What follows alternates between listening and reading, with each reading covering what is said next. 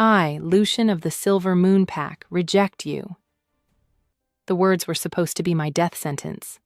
Instead, they were the start of a hunt that would stain the forest floor red. I didn't run because I was afraid. I ran because staying meant losing my soul to a monster who wore a hero's face. Now, with an arrow lodged in my wing and the howls of my former pack snapping at my heels, I realized the truth. Rejecting an alpha doesn't just break a bond, it starts a war. And as the trees blur into a cage of shadows, I know Dareth won't stop until I'm broken, bred, or buried. But he doesn't know what lies in the forbidden woods. He doesn't know about him. Chapter 1. The corset was laced so tight it felt less like a garment and more like a warning. Lucian gripped the edge of the vanity, her knuckles turning white as the silk ropes dug into her ribs, forcing the air from her lungs in shallow, panicked gasps. "Beauty is pain, my dear," her mother murmured, her hands deft and unyielding as she pulled the final knot. "And for an alpha of Dareth's stature, you must be nothing short of perfection. He is doing us a great kindness, taking you on. With Orphelia incapacitated, we are vulnerable." Lucian flinched at the mention of her sister. Orphelia, the true alpha, the warrior, now lying silent and pale in the east wing, wasting away from a sickness no healer could name. This wedding, this merger with Dareth's pack, was supposed to be the cure. It was a strategic alliance to protect the Silver Moon Pack from the vultures circling their borders. But as Lucian looked at her reflection in the mirror, she didn't see a bride. She saw a sacrificial lamb wrapped in expensive white lace. The door creaked open without a knock. The air in the room instantly grew heavier, charged with a scent that was musk and pine and suffocating dominance. "Leave us," Dareth commanded. It wasn't a request.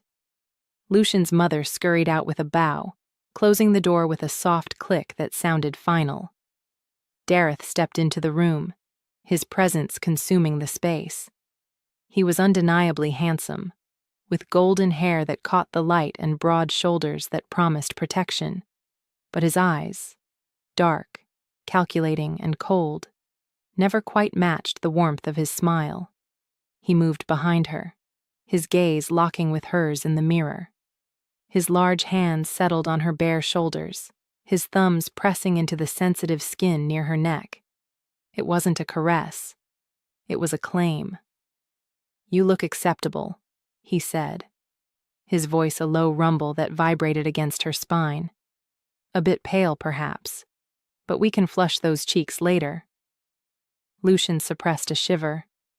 "I am doing this for the pack, Dareth, for Orphelia." "You are doing this because you belong to me," he corrected, his grip tightening just enough to bruise. He leaned down, his breath hot against her ear, making the fine hairs on her arms stand up. "Do not forget that, Lucian. Tonight you take my mark. Tonight your land, your people, and your body become mine. There will be no more hesitation, no more cold feet. You will be the obedient mate I require." He trailed his nose along her jawline, inhaling deeply, but the action lacked affection. It felt predatory, like a wolf scenting a rabbit before the snap of jaws. Lucian stood frozen, forcing herself to endure it, reminding herself that this was the price of survival. "I will see you at the altar," he whispered, biting lightly at the sensitive cord of her neck before pulling away. "Do not keep me waiting." When he finally left, the room felt freezing. Lucian sank onto the stool, her hands trembling. Her wolf, usually quiet and submissive, was pacing in the back of her mind, whining with an agitation she couldn't suppress.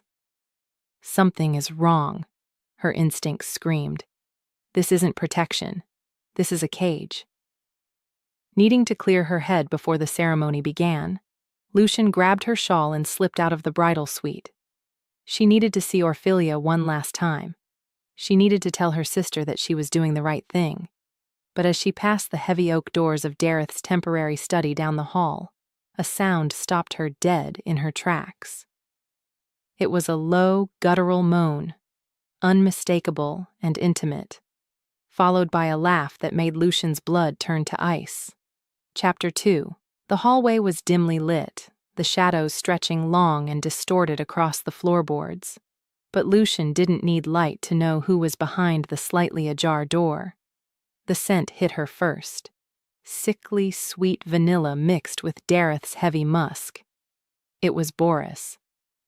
Lucian pressed herself against the wall, her heart hammering against her ribs like a trapped bird. She knew she should keep walking. She knew that whatever was happening in that room would break the fragile resolve she had built to survive this wedding. But her feet remained rooted to the spot. "He's going to be waiting for you." Boris's voice drifted through the crack, sultry and teasing. "The poor little beta. She probably thinks you're pining for her." "Lucian thinks what I tell her to think," Dareth's voice replied, sounding bored. There was the rustle of fabric, the clink of a glass being set down. "She's useful, Boris. Her bloodline secures the territory. Once the mark is on her, the Silver Moon Pack is legally mine. I can dissolve their council and merge our resources by the next full moon." "And what about us?" Boris whined. "I don't want to share you with that plain, spineless girl, especially not now." Lucian held her breath, her hands clamping over her mouth to stifle a gasp. "You won't have to share me in any way that matters," Dareth scoffed. "Lucian is for breeding heirs and signing treaties. You know you are the only one I want. Besides," his voice dropped, taking on a sinister, possessive tone, "you're carrying my pup. That makes you more valuable than a dozen Lucians." The world tilted on its axis. Pregnant. Boris was pregnant. And Dareth, the man Lucian had convinced herself was a noble savior, the man she was minutes away from pledging her life to, was plotting to use her as nothing more than a broodmare and a political pawn. "I just hate that she gets to wear the Luna's mark," Boris muttered. "Let her wear it," Dareth said, his voice cold and devoid of humanity. "Let her think she's safe. Once Orphelia finally succumbs to her illness, Lucian will be too broken to fight me. She'll do whatever I say, and you, my love, will be the queen in everything but name." Succumbs. The word hung in the air, heavy with implication. It wasn't just an expectation of death. It sounded like a schedule. Lucian backed away slowly, her entire body trembling with a rage so potent it nearly blinded her. The fear that had paralyzed her moments ago evaporated, replaced by a cold, sharp clarity. They thought she was weak. They thought she was spineless. They thought she would walk down that aisle and hand over her sister's legacy with a smile. She turned and sprinted back toward the bridal suite, her heels silent on the carpet. She didn't cry. She didn't collapse. She walked into her room, locked the door, and looked at the terrified girl in the mirror. "No," she whispered, wiping a smudge of powder from her cheek. She wouldn't run away in the night. That's what a coward would do, and Dareth would just hunt her down and spin a story about a nervous bride. If she disappeared now, he would still take the pack. He would still kill Orphelia. No, she had to destroy him. And she had to do it in front of everyone. Lucian smoothed the silk of her dress, her eyes hardening into steel. She opened the door and signaled to her mother, who was waiting in the hall. "I'm ready," Lucian said, her voice steady and void of emotion. "Let's go to the altar." Chapter 3. The sanctuary was packed. Every wolf from the Silver Moon and Dareth's Blood River pack stood shoulder to shoulder, a sea of expectant faces. The air was thick with the scent of flowers and damp earth, masking the underlying tension that vibrated through the room. Dareth stood at the altar, looking every bit the golden god he pretended to be. He smiled as Lucian walked down the aisle, a look of triumphant ownership in his eyes. To the crowd, it looked like love. To Lucian, it looked like a butcher eyeing a prize hog. She reached his side, her hand cold in his warm grip. The elder began the rites, speaking of eternal bonds and shared souls. Lucian stared straight ahead, her face a mask of porcelain perfection. Out of the corner of her eye, she saw Boris sitting in the front row, smirking, her hand resting protectively over her stomach. "Do you, Alpha Dareth, accept this wolf as your mate, to protect and cherish?" the elder intoned. "I do," Dareth said, his voice ringing out, smooth and confident. "And do you, Lucian, accept this Alpha as your mate, to submit and to honor?" The silence that followed stretched a second too long. Dareth squeezed her hand, a warning pressure that ground her bones together. He leaned in, his eyes flashing with irritation, ready to proceed to the marking. He tilted his head, baring his teeth, aiming for the curve of her neck where the mating gland pulsed. As his breath hit her skin, Lucian moved. She didn't just step away, she shoved him. Channeling every ounce of her strength and the sudden, surging power of her wolf, she slammed her hands into his chest. Dareth, caught off guard by the audacity of the assault, stumbled back, nearly tripping over the ceremonial dais. A collective gasp tore through the room. "I, Lucian of the Silver Moon Pack, reject you." Her voice wasn't the soft whisper of a beta. It was a scream that echoed off the rafters, raw and scathing. Dareth regained his balance, his face twisting from shock to a mask of pure, unadulterated fury. "What are you doing?" he hissed, stepping forward. "You are making a mistake you will not survive." "The only mistake was letting a snake into our home," Lucian shouted, turning to face the crowd. She pointed a shaking finger at Boris. "He is not claiming me for the pack. He is claiming me for my land. He has bedded her, and she carries his bastard pup while he stands here and lies to all of you." The room erupted. Shouts of anger, confusion, and denial clashed in the air. Boris stood up, screeching, her face pale. Dareth didn't try to deny it. He didn't try to calm the crowd. He looked at Lucian, and the human mask finally fell away completely. His eyes bled into the glowing amber of his wolf. A low, terrifying growl ripped from his throat. "You think you can embarrass me?" Dareth roared, his voice distorting as his bones began to crack and reshape. "I will tear your throat out." He lunged. Lucian didn't wait. She didn't shift into a wolf. She would be dead in seconds against an alpha. She tapped into the rare, ancient bloodline that ran dormant in her family. She visualized the wind, the feathers, the escape. Her body contorted, shrinking and sprouting plumage in a burst of light. The dress shredded around her. Where a woman stood 1 second, a large, silver-winged hawk launched itself into the air the next. She flapped frantically, rising toward the vaulted ceiling. "Kill her!" Dareth roared, now fully shifted into a massive black wolf. "Bring her down." Chapter 4. The glass of the high sanctuary window shattered as Lucian crashed through it, shards raining down like diamonds. The cold air hit her feathers, a shock to her system, but she didn't slow down. She pumped her wings, fighting for altitude, her heart beating so fast it felt like it might burst in her small chest. Below, the chaos was instantaneous. The doors of the sanctuary burst open, and a stream of wolves poured out, led by the massive black form of Dareth. Howls pierced the night, a cacophony of bloodlust that chilled her to the bone. They weren't just chasing a runaway bride, they were hunting prey. Lucian banked left, aiming for the dense tree line of the forbidden northern woods. It was suicide to go there. Stories of curses and monsters had kept the packs away for generations, but it was the only place the wolves might hesitate to follow. The whip. Something whistled past her head, missing by inches.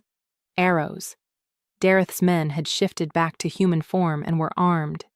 She dove, weaving between the treetops. But she was tired. Shifting into her bird form took a toll, and the emotional exhaustion of the day was dragging her down. Thwip. Thud. Agony exploded in her right wing. An arrow tore through the feathers and muscle, lodging itself deep. Lucian let out a shrill cry, her flight pattern collapsing instantly. She spun, the horizon tilting wildly as gravity reclaimed her. She crashed through the canopy, branches whipping against her body, tearing at her feathers. She tumbled down, down, down, hitting the forest floor with a bone-jarring impact that forced her to shift back. Lucian lay in the dirt, gasping, her human body bruised and broken. The arrow was still stuck in her arm now, burning like a brand. She could hear them, the heavy thud of paws, the snapping of twigs. They were close. "Check the ridge," a voice shouted. It was her father. The betrayal stung worse than the arrow. Even he had turned. Lucian forced herself up, clutching her bleeding arm.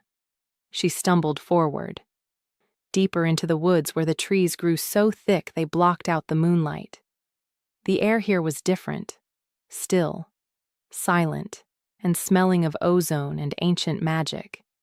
She dragged her feet, vision blurring. Just ahead, the oppressive darkness seemed to part. A golden glow, soft and impossible, emanated from a clearing. Lucian squinted.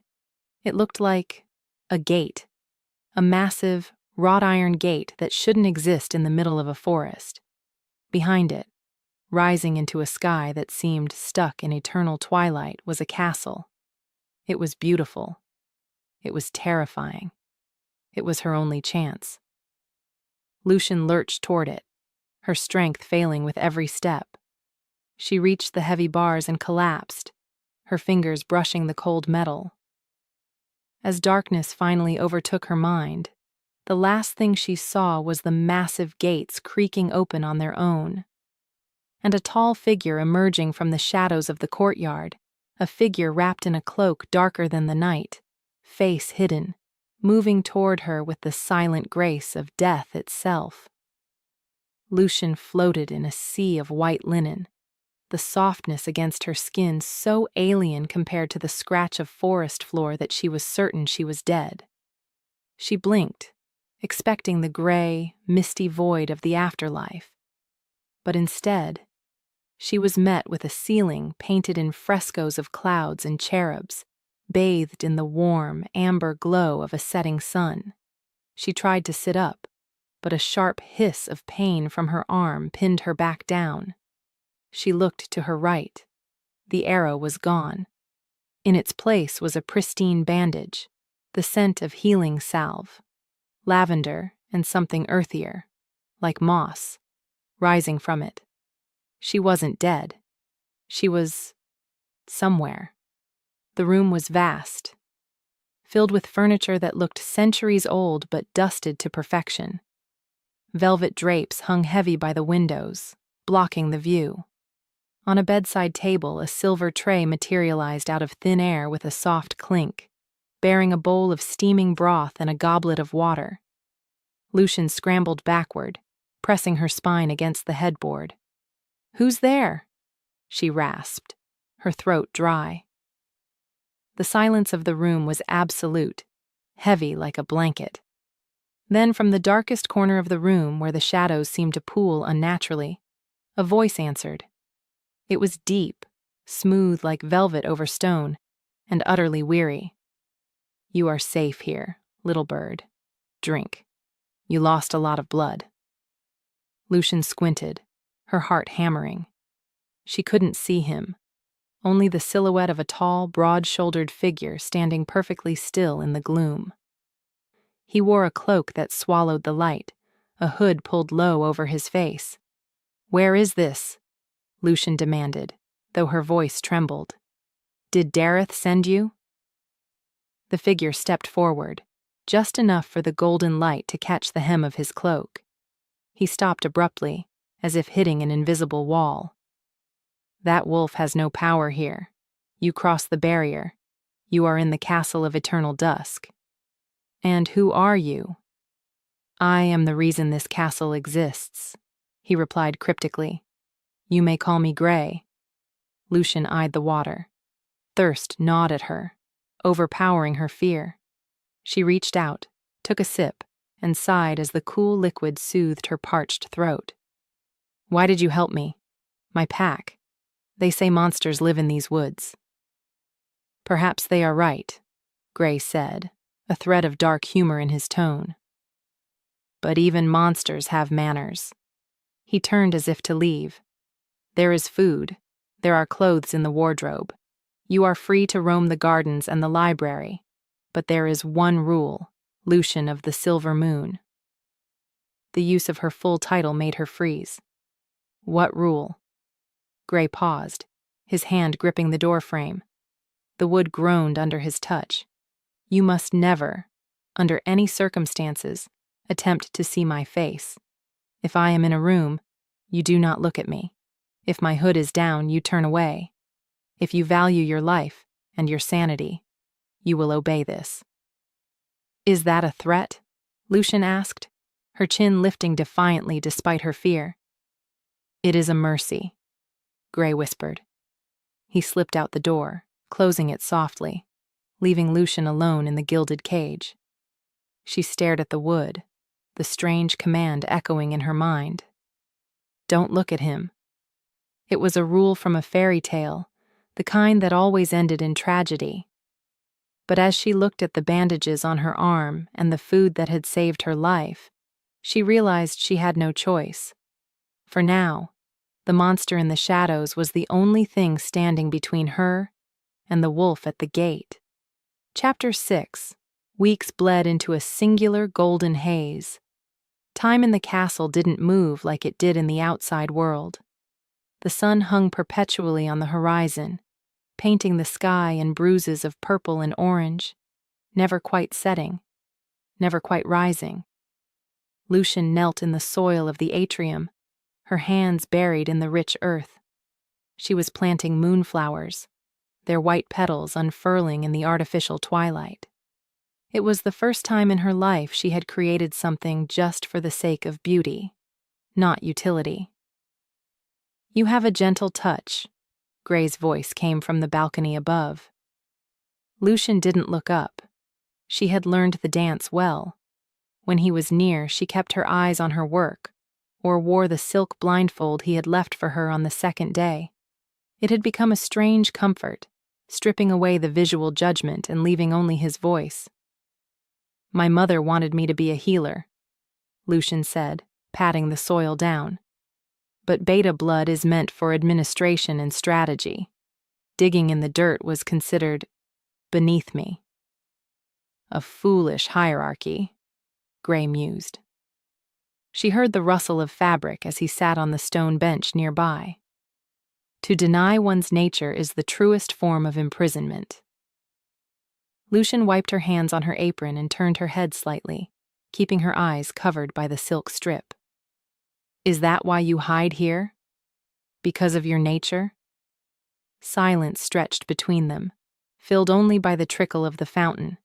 They had spoken of books, of history, of the forest, but never of him. I am a vampire, Lucian, he said finally. The word dropped between them like a stone in a pond. Lucian stiffened. Vampires were myths, bedtime stories told to scare pups into obedience. You drink blood? I sustain myself on the energy of the castle mostly, and wild game, when necessary. He sounded ashamed. But that is not why I hide. My kind are not inherently evil, despite what your wolves preach. I hide because I was cursed. Lucian shifted, turning her body fully toward the sound of his voice.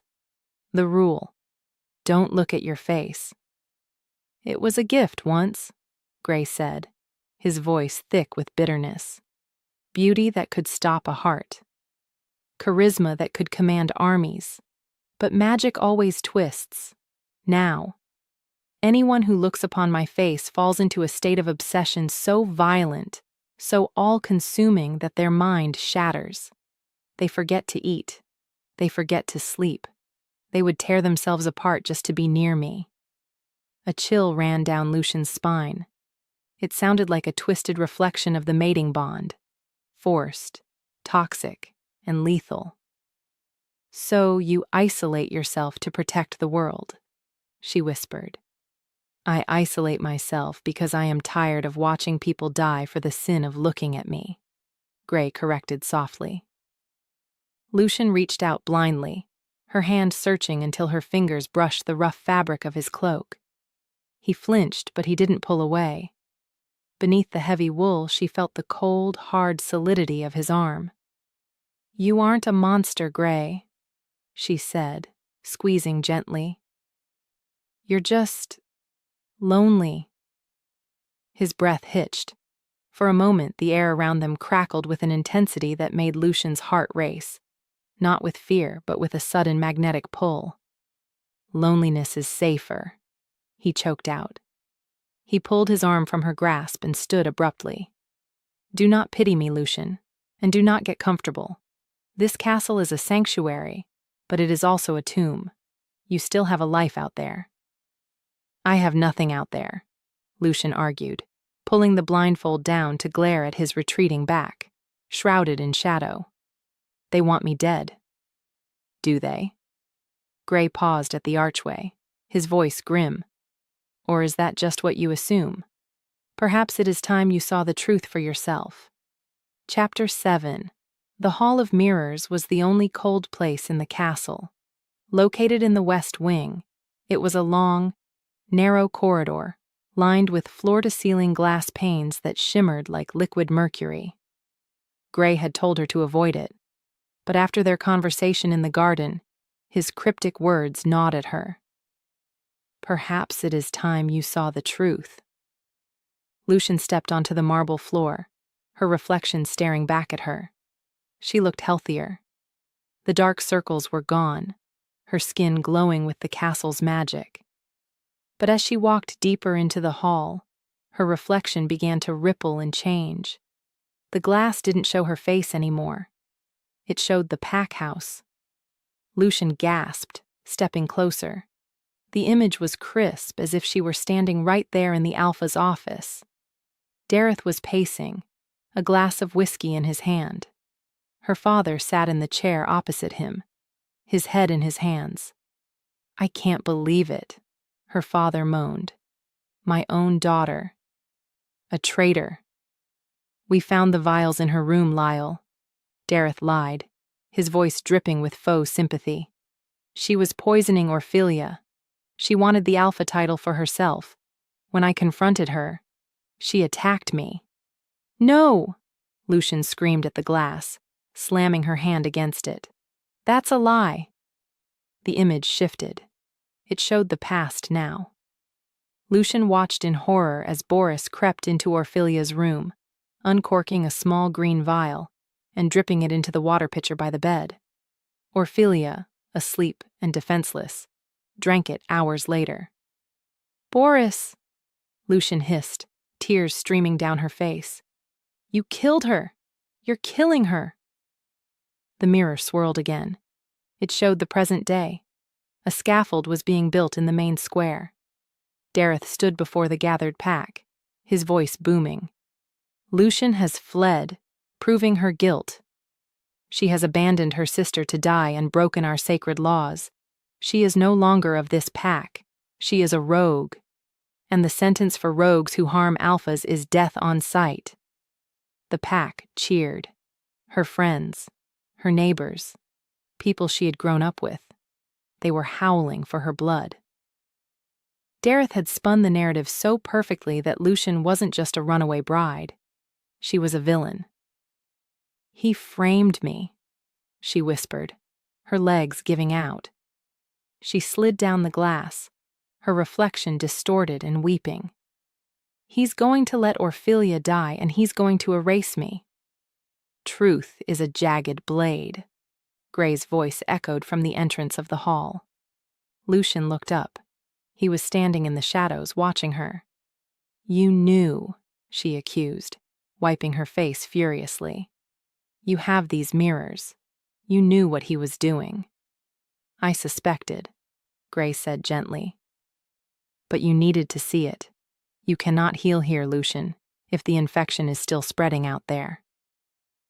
"He's going to kill my sister," Lucian said, her voice trembling with a new, terrifying resolve. "It wasn't an illness. It's poison. If she dies, he wins everything." Gray walked toward her, careful to keep his face turned away. He offered a gloved hand to help her up. "Then the question remains, little bird. What are you going to do about it?"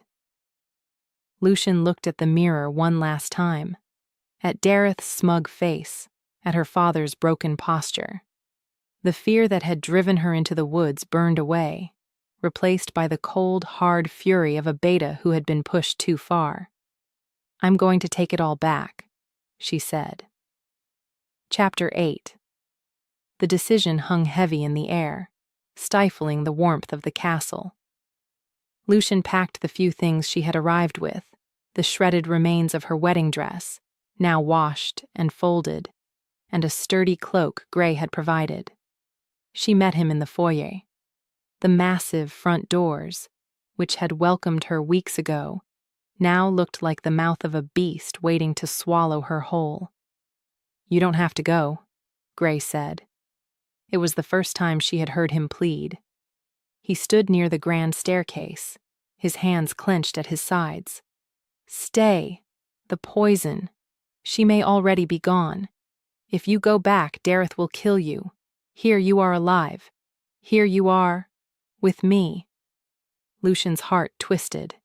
She looked at his shrouded figure, aching to run to him, to tear off the mask and stay in this golden dream forever. She loved him. She realized it now, in the shadow of leaving. She loved the monster who planted flowers and read poetry. "If I stay," Lucian said, her voice cracking, "I let a murderer win. I let my sister die thinking I betrayed her. I can't live with that, Gray. Even here in paradise, that guilt would rot me from the inside out." Gray lowered his head. "You are braver than I ever was." He reached into his cloak and pulled out a small object. He walked over, keeping his gaze averted, and placed it in her palm. It was a stone, smooth and black as obsidian, but warm to the touch. "The castle is hidden by powerful magic," Gray explained. "Once you leave, you will not be able to find it again. The forest shifts. The paths change.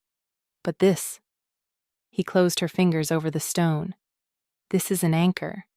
If you are in truly desperate need, if you are near the boundary, call to the stone. It will show you the way home." "Home," Lucian repeated, clutching the stone to her chest.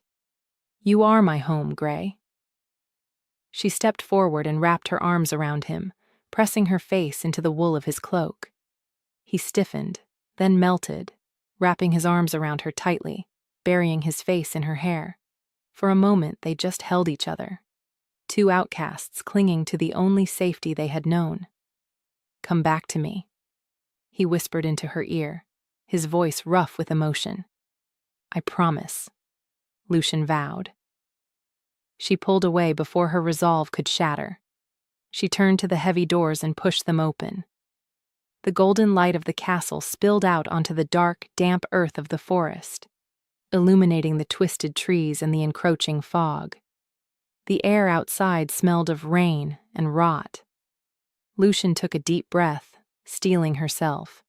She stepped over the threshold, leaving the warmth behind. As the doors groaned shut, sealing the sanctuary away, the sounds of the night rushed in, the rustle of leaves, the hoot of an owl, and in the distance, the chilling, triumphant howl of a wolf who had caught a scent. The hunt was back on. Chapter 9. Rain slashed against the siding of the pack house like gravel, a relentless, freezing downpour that turned the world into a blur of gray and black. Lucian shivered, her human skin sensitive to the biting cold in a way it hadn't been inside the castle's eternal summer. She pressed herself into the muddy shadows beneath the eaves of the east wing, her breath misting in the air. The transition from paradise to this grim reality was jarring, a physical blow that left her aching for the warmth of the library and the scent of Gray's cloak. But nostalgia wouldn't save Orphelia. Lucian checked the perimeter. The guards were sluggish, miserable in the storm, their senses dulled by the pounding rain. It was the only luck she had. She had flown as far as she dared in her hawk form, but the closer she got to the Alpha's territory, the risk of being scented by a patrol became too high. Now she was just a girl in a dark cloak, armed with nothing but a vial of restorative tonic Gray had pressed into her hand, and a terrifying amount of adrenaline. She reached up, gripping the trellis that led to the second-story balcony, Orphilia's room. Her muscles burned, protesting the exertion, but she hauled herself up, slipping over the railing and landing silently on the wet stone. The balcony doors were locked, but Lucian knew the trick. The latch on the left door had been broken since they were children. She jimmied it loose and slipped inside. The air in the room was stale, thick with the smell of sickness and neglect. It was suffocating. "Orphelia," she whispered, creeping toward the massive bed dominated by shadows. Her sister lay like a statue carved from wax, her skin gray and translucent. Her chest barely rose. Lucian's heart shattered. Dareth hadn't just neglected her. He had accelerated her decline. On the bedside table, a half-empty pitcher of water sat innocently, the delivery system for the poison Boris had been administering. Lucian knelt by the bed, uncorking the vial from the castle. It glowed faintly, a swirl of amber liquid that smelled of sunshine and life. "Come on, Di," she murmured, lifting her sister's head. "Drink. Please, you have to drink." She tipped the liquid past Orphilia's pale lips, massaging her throat to coax a swallow. For a terrifying moment, nothing happened. Then Orphelia coughed. It was a weak, wet sound, but to Lucian, it was a symphony. Color began to bleed back into Orphilia's cheeks, faint but undeniable. Lucian slumped against the mattress, relief washing over her so intensely she felt dizzy. But the moment was shattered by the sound of heavy footsteps in the hallway. They were purposeful, angry, and getting louder. "I don't care what the patrols say," a female voice snapped. "Boris." "I heard a noise." Lucian's eyes widened. She scrambled to her feet, looking for a hiding spot, but the room was too open, the furniture too sparse. The footsteps stopped right outside the door. The handle turned. Lucian froze, trapped between the bed and the balcony.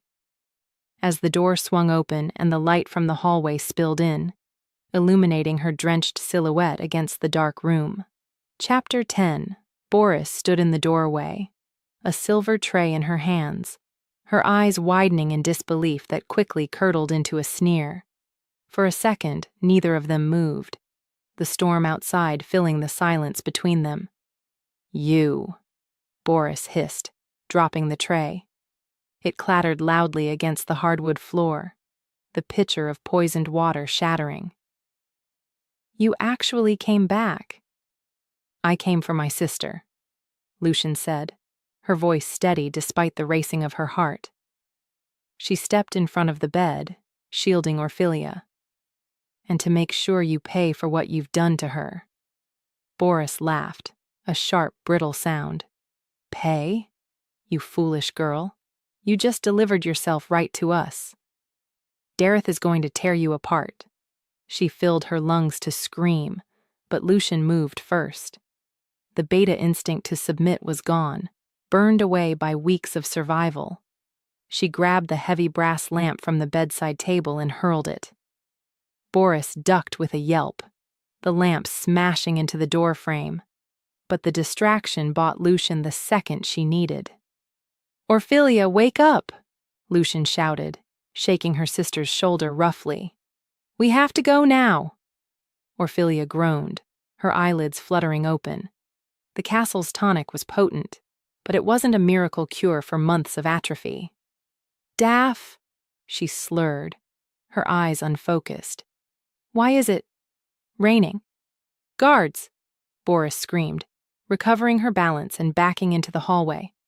Intruder, the traitor is here, in the Alpha's room. The cry echoed through the pack house, followed instantly by the thundering of boots and the answering howls of wolves from the lower levels. The house was waking up, and it was hungry. Get up, Lucian grunted, hauling Orphelia into a sitting position. Orphelia was dead weight, her limbs trembling, but she managed to swing her legs over the side of the bed. Dareth, Orphelia mumbled, clarity slowly sharpening her gaze as the adrenaline of the situation pierced the fog of the poison. He betrayed us. We know. We're leaving. Lucian wrapped Orphelia's arm around her shoulder and dragged her toward the balcony doors. The bedroom door burst open wider, and two warriors rushed in, shifted halfway into their wolf forms, teeth bared. Boris pointed a manicured finger at them. Don't let them escape. Lucian didn't look back. She shoved Orphelia out onto the wet balcony and into the storm. Jump, she ordered. Are you insane? Orphelia coughed, looking at the drop. Better a broken leg than a severed throat, Lucian yelled over the thunder. She didn't give her sister a choice. She gripped Orphelia's waist and threw them both over the railing, plummeting into the muddy garden below just as jaws snapped at the empty air where they had stood seconds before. Chapter 11. Mud filled Lucian's mouth as they hit the ground, the impact knocking the wind out of her. She rolled, gasping, dragging Orphelia up from the sludge. Her sister groaned, clutching her ankle, but she stood. The tonic was working faster now. Orphelia's eyes were glowing with a faint, defiant silver light, her alpha blood burning through the residue of the poison. Run, Lucian commanded, pulling her toward the tree line. They scrambled through the garden, slipping on wet grass, as the pack house exploded with activity behind them. Floodlights snapped on, cutting through the rain, sweeping the grounds. There! A voice roared. Dareth. The sound of his voice sent a spike of primal terror through Lucian. It wasn't the voice of a man anymore. It was the roar of a beast whose property had been stolen. They hit the tree line, plunging into the dark forest. Branches whipped Lucian's face, stinging her eyes, but she didn't slow down. Orphelia was limping, heavy on Lucian's shoulder, her breathing ragged. Where are we going? Orphelia wheezed. We can't outrun them. We don't have to outrun them, Lucian panted, her lungs burning. We just have to make it to the boundary. Behind them, the forest came alive. The heavy, rhythmic thud of paws hitting the earth vibrated through the soles of Lucian's boots.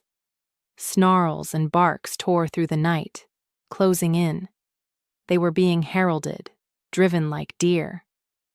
Lucian fumbled in her pocket, her freezing fingers closing around the obsidian stone Gray had given her. It pulsed with warmth, a heartbeat against her palm. Guide me, she prayed silently. Please, Gray, guide me home. A faint beam of light, visible only to her, shot out from the stone, cutting through the darkness to the north. This way, Lucian shouted, veering sharp left, dragging Orphelia through a patch of thorns that tore at their clothes. Lucian, they're right behind us, Orphelia screamed. Lucian risked a glance over her shoulder. A massive black wolf, Dareth, burst through the underbrush not 50 yards away, his yellow eyes locking onto them. He didn't bark. He just accelerated, a missile of muscle and rage closing the gap with terrifying speed. Almost there, Lucian cried, spotting a strange shimmer in the air ahead, like heat haze rising from pavement. The boundary. Don't stop! Dareth lunged, his jaws snapping inches from Orphilia's trailing cloak. Lucian threw herself forward, tackling her sister, and they tumbled headfirst through the shimmer in the air, crashing onto dry, warm grass just as the wolf's teeth clamped down on empty space.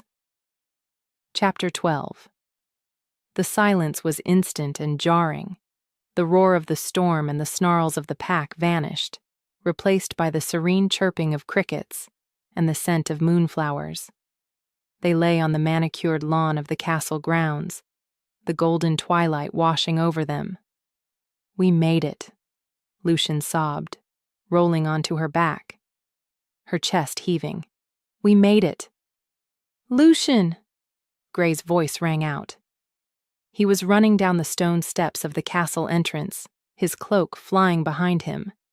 He reached them in seconds, falling to his knees beside her, his gloved hands hovering over her, afraid to touch but desperate to ensure she was whole. "You're alive," he breathed, his voice thick with relief. "I felt the stone activate. He saw us," Orphilia interrupted, sitting up and staring back at the way they had come. Her alpha senses were vibrating. "The wolf. He saw us cross." Lucian froze. She looked back at the boundary line. Usually, from the inside, the outside world looked like a distant painting. But now the air was rippling violently. The illusion was cracking. A massive, shadowy snout pressed against the invisible barrier, flattening as if against glass. Then, with a sound like tearing metal, the barrier shattered. The black wolf stumbled through, shaking his head as the magic dissolved around him. Behind him, dozens of other wolves poured into the sanctuary, their paws tearing up the perfect magical grass. The storm from the outside rushed in with them, cold rain mixing with the golden light, turning the twilight gray.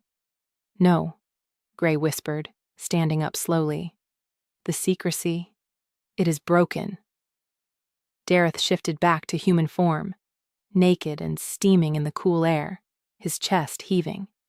He looked around the castle grounds, the towers, the fountains, the impossible beauty, and then his eyes landed on Lucian. A slow, cruel smile spread across his face. "So this is where you've been hiding," Dareth sneered, his voice echoing off the castle walls. "A pretty little cage." "Get back," Gray warned, stepping in front of Lucian and Orphilia. Shadows began to coil around his feet, the castle responding to his anger. "You are trespassing." "Trespassing?" Dareth laughed, signaling his men to fan out, surrounding the trio. "I'm retrieving what's mine. You have 10 seconds to hand her over, leech, or I will burn this fairy tale castle to the ground with you inside it." He took a step forward, his eyes burning with a madness that promised violence. 1, Dareth counted, his claws extending. Lucian scrambled to her feet, pulling Orphilia up with her. There was nowhere to run. The sanctuary had been breached. The war wasn't chasing them anymore. It had arrived at their doorstep. Chapter 13. The massive oak doors of the castle groaned under the assault, the wood splintering as the magically reinforced barricade buckled against the brute force of a dozen shifted wolves. Dust rained down from the high-arched ceiling of the foyer, coating the marble floor in a fine, white powder. "They're going to break through," Orphilia said, her voice strained. She leaned heavily against a pillar, her face pale but her eyes burning with the silver fire of a recovering alpha. "We can't hold them here, Gray. We need a choke point." Gray stood at the center of the room, his hands raised, shadows leaking from his fingertips to patch the cracks in the door, but the strain was visible in the trembling of his shoulders. The castle, once a living, breathing entity of comfort, was screaming. The lights flickered violently, casting strobe-like shadows that danced across the walls. And the air smelled of ozone and panic. "The library!" Gray gritted out, not turning around. "The doors are iron reinforced. Go!" Now. We aren't leaving you, Lucian argued, grabbing a heavy iron poker from the fireplace. You can't fight an entire pack alone, Gray, vampire or not. I am not asking you to leave me, Lucian, Gray snapped, the magic flaring around him as another heavy thud shook the foundations. I am asking you to survive so that I have something left to fight for. Go. A deafening crack split the air. One of the massive hinges of the front door sheared off, metal screeching against stone. Through the gap, a black snout snarled, snapping at the empty air. Lucian grabbed Orphilia's arm. Come on! They sprinted up the grand staircase, their boots echoing on the stone. Below them, the wood finally gave way with a sound like a gunshot. The doors exploded inward, and a tide of fur and muscle poured into the sanctuary. Dareth led them. In his human form, he looked even more monstrous than the wolves flanking him. He strode through the debris, naked and unashamed, his eyes scanning the foyer until they landed on Gray, who stood alone amidst the wreckage of his home. A vampire, Dareth scoffed, his voice carrying up the stairs. I thought your kind had the good sense to go extinct. And I thought dogs knew better than to bite the hand that could crush them, Gray replied, his voice calm, though the shadows around him coiled like vipers. Get them! Dareth roared, pointing up the stairs. Lucian and Orphilia reached the library doors just as the first wolves hit the stairs. They slammed the heavy iron doors shut, sliding the bolts home. Seconds later, heavy bodies slammed against the metal, scratching and snarling. It won't hold for long, Orphilia panted, sliding down to the floor. It doesn't have to, Lucian said, backing away from the door, her grip tightening on the iron poker. She looked at the frantic scene around them, the books she had read to Gray, the chair where he sat to listen. This ends tonight. No more running. Chapter 14. The iron hinges screamed as the library doors were torn from their frames, flying across the room and crashing into the shelves, sending showers of paper and leather flying. Dareth stepped through the ruin, his chest heaving, blood smeared across his torso, not his own. Gray was nowhere to be seen. Come out, leech! Dareth bellowed, kicking a pile of books aside. Stop hiding in the dark and face me like a man. I am not a man, a voice whispered from everywhere and nowhere, and you are barely a beast. Gray dropped from the ceiling rafters, moving faster than Lucian's eyes could track. He landed on Dareth's back, his arm hooking around the Alpha's throat. Dareth roared, trashing wildly, crashing backward into a heavy oak table. Wood splintered, but Gray held on, his vampire strength pitting against the raw power of the Alpha. Lucian scrambled back, pulling Orphilia with her as the two titans rolled across the floor, destroying everything in their path. It was a blur of violence, claws against shadow, teeth against ancient skin. Enough! Dareth shrieked, managing to grip Gray's arm and flipping him over his shoulder. Gray hit the floor hard, cracking the stone. Before he could recover, Dareth was on top of him, pinning him down with a knee to the chest. The Alpha raised a clawed hand, ready to tear out Gray's throat. Lucian is mine! Dareth screamed, spit flying from his lips. She belongs to me. Look at me when I kill you, monster. Look at the face of the man who took everything from you. Dareth grabbed the hood of Gray's cloak and ripped it back. In the same motion, he tore the porcelain mask from Gray's face. No! Lucian screamed, lunging forward. But it was too late. The mask clattered to the floor. Dareth froze, his clawed hand hovering inches from Gray's neck. The silence that followed was absolute, heavier than the violence that had preceded it. Dareth stared down. Gray lay panting, his face exposed to the harsh light of the castle's dying magic. He squeezed his eyes shut, turning his head away in shame, waiting for the killing blow. But the blow never came. Dareth's breathing hitched. The rage that had contorted his features dissolved, replaced by a slack-jawed, glassy expression. His pupils dilated until his eyes were almost entirely black. He didn't blink. He didn't breathe. He just stared, transfixed, as if he had just looked into the heart of the sun and found religion. "Beautiful," Dareth whispered, the word trembling on his lips.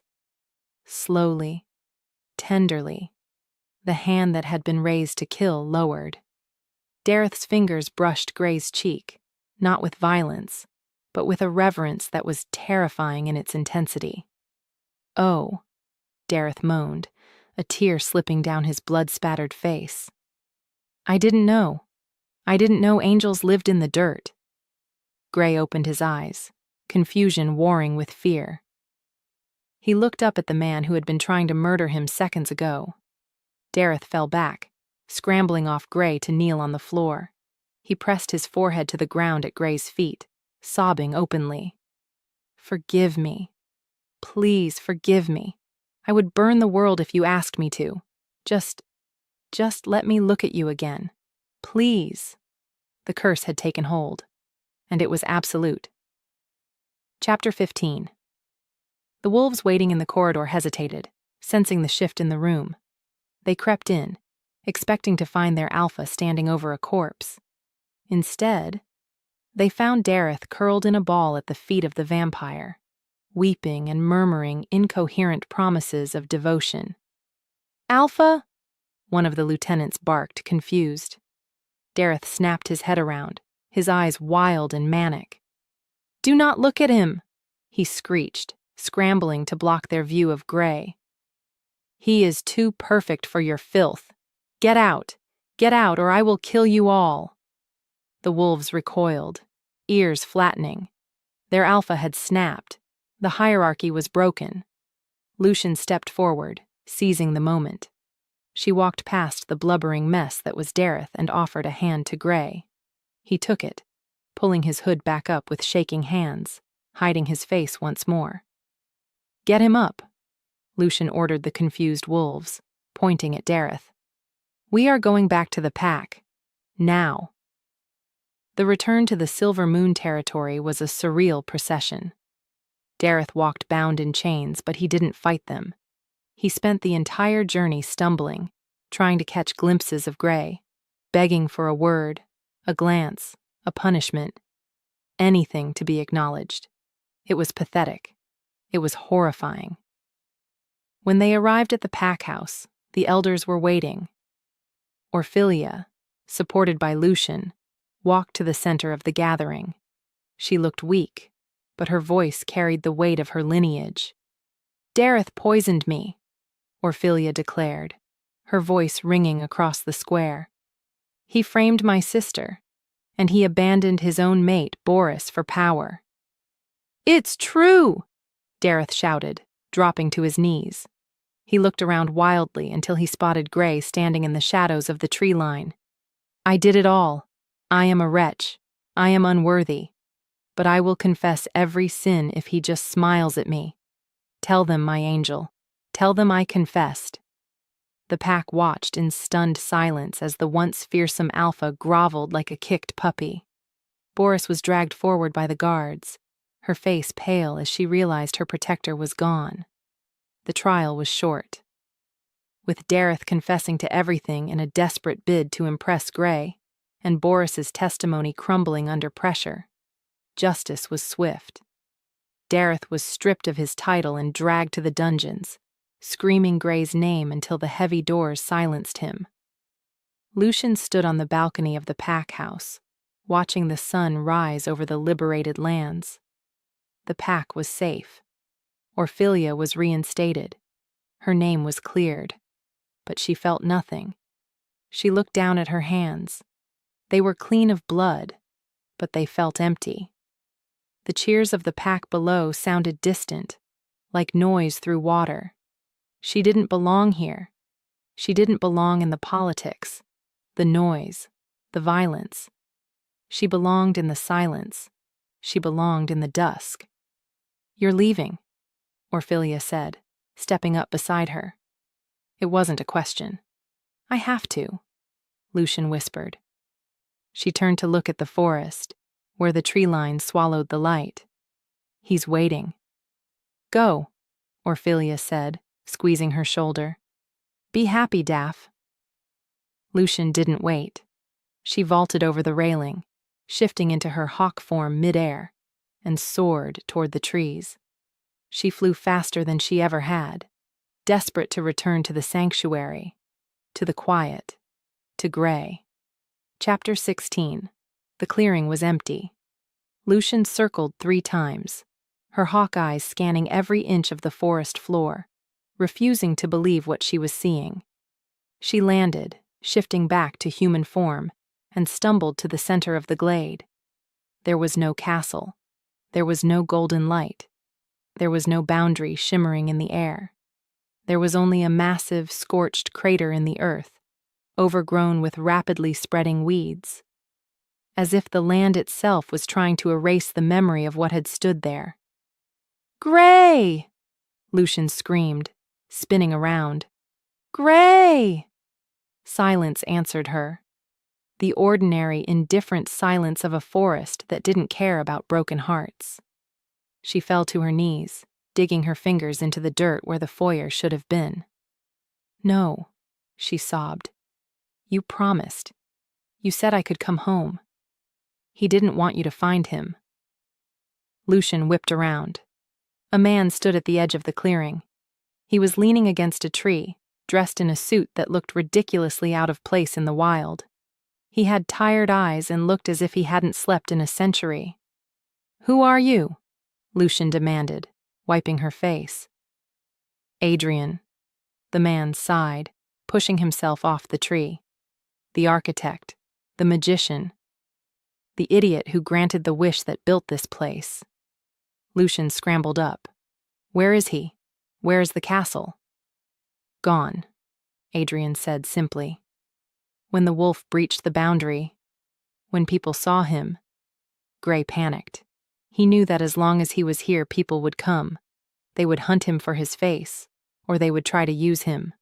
So, he asked me to move it. "Move it where?" "Nowhere," Adrian said, gesturing vaguely at the sky.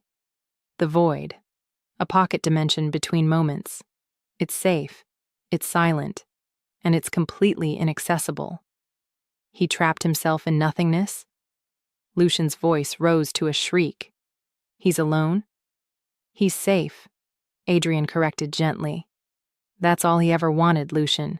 To be safe from hurting people. To be safe from being loved for the wrong reasons." "He's wrong." Lucian shook her head, walking toward the magician. "He's not safe. He's lonely. And I'm not going to let him rot in the dark."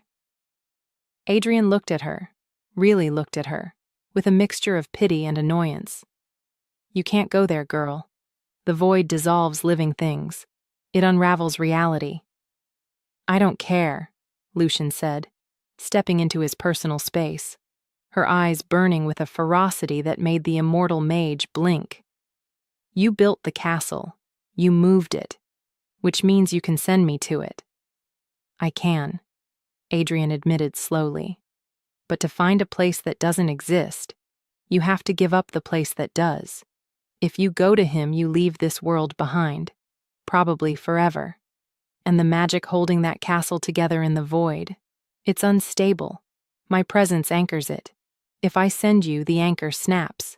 The castle will fall." "Then let it fall," Lucian said, her voice steady as stone. "I don't want the castle, Adrian. I want him." Adrian stared at her for a long moment, searching for a lie, for hesitation. He found none. He sighed, a sound of deep resignation, and raised his hand. Magic crackled around his fingers, tearing a hole in the fabric of the world. It wasn't golden light this time. It was a swirling vortex of absolute darkness. "Don't say I didn't warn you," Adrian muttered. Lucian looked at the darkness. It looked like the end of everything. but somewhere in there was Gray. She stepped in. Chapter 17. Stepping into the void felt like inhaling ice water. The sensation of gravity, of direction, of up and down, vanished instantly, replaced by a suffocating, freezing silence that pressed against Lucian's eardrums until they popped. She tumbled through the dark, not falling so much as being unmade, her body feeling less solid with every passing second. Then she hit stone. The impact jarred the air back into her lungs.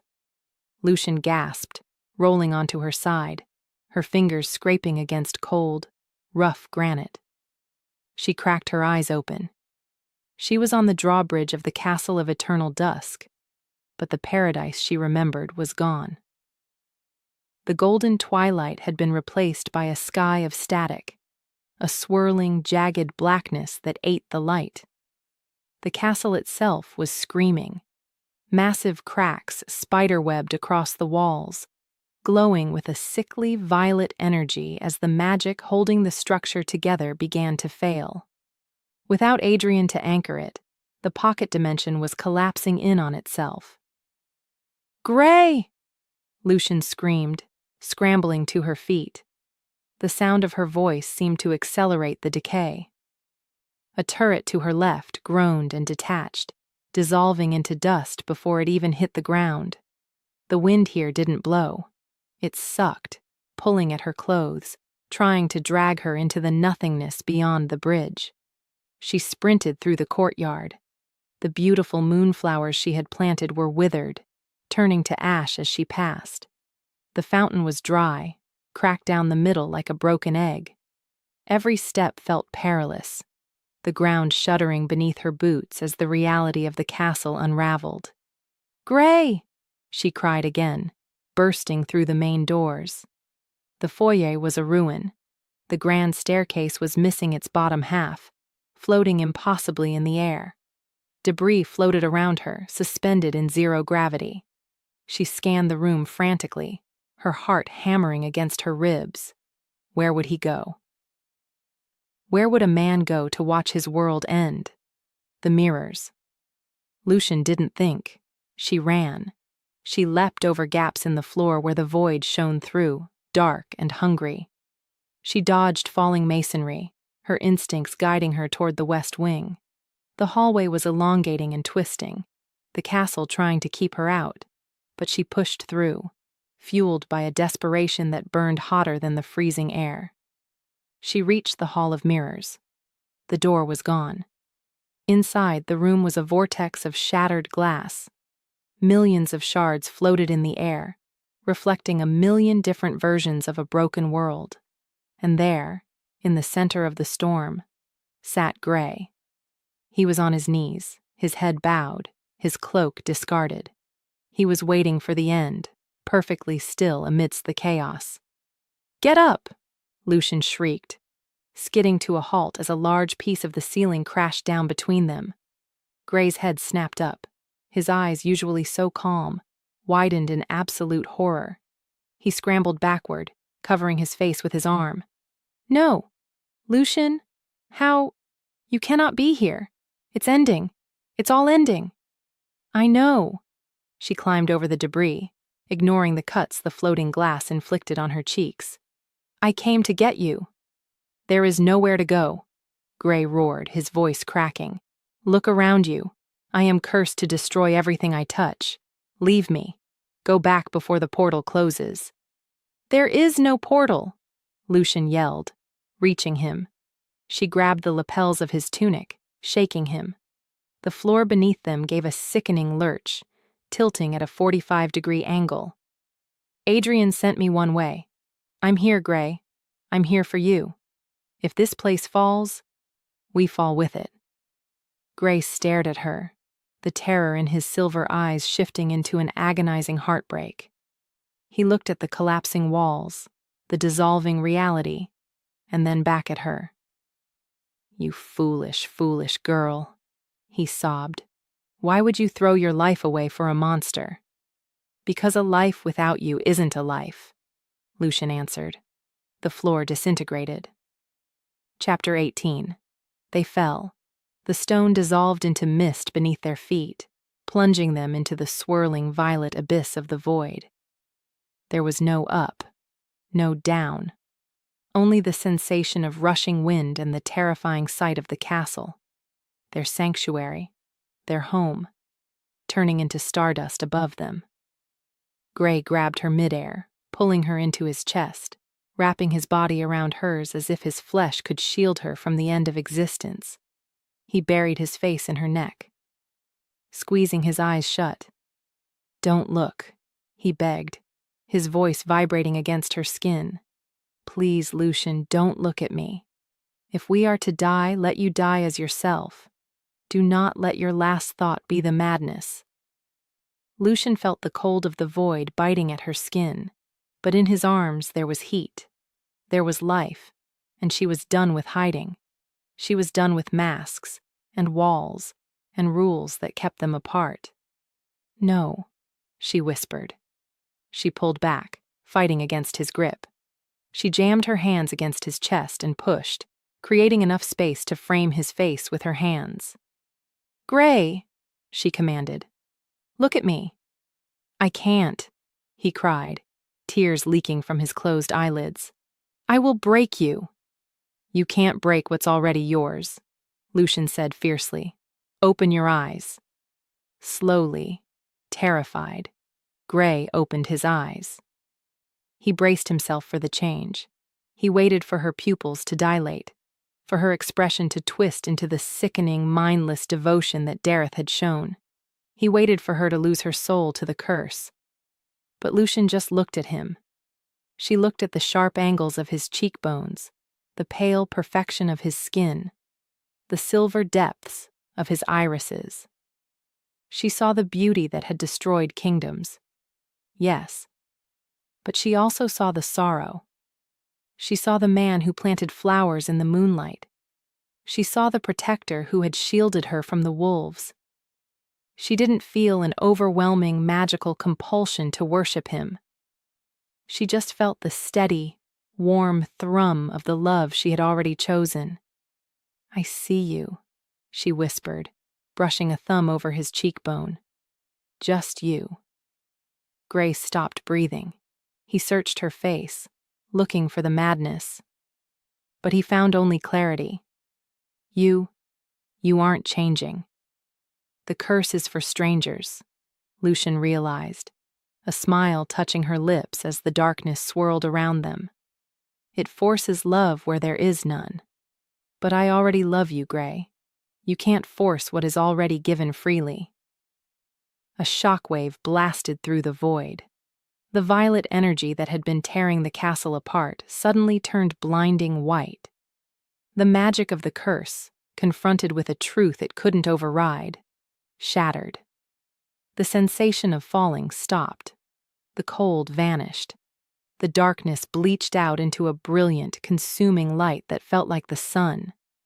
Lucian squeezed her eyes shut against the glare, holding on to Gray as the world spun and reformed.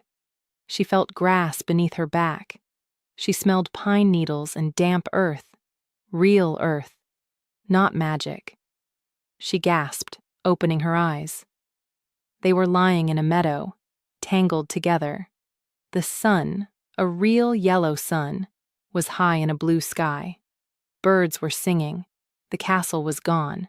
There wasn't even a ruin left, just a wide open field bordered by a dense forest. Gray was lying above her, propped up on his elbows.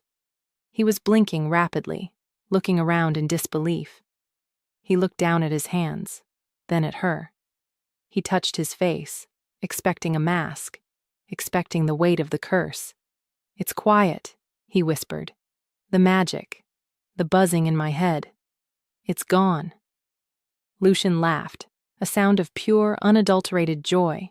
She reached up and tangled her fingers in his hair, pulling him down. "It's gone," she agreed. "You're free." Gray looked at her, and for the first time in centuries he smiled without fear. He leaned down, closing the distance, and kissed her. It tasted of sunlight and second chances. When they finally pulled apart, The sun was beginning its descent, painting the sky in colors that reminded Lucian of the castle.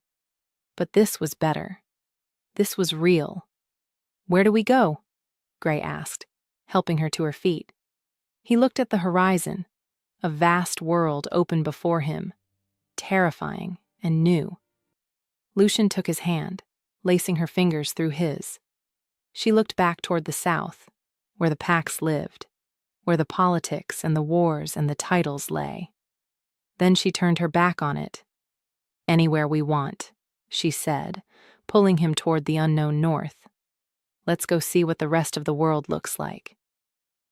They walked into the tree line together, two figures growing smaller against the vastness of the forest, leaving no footprints behind, vanishing into a future that was entirely their own.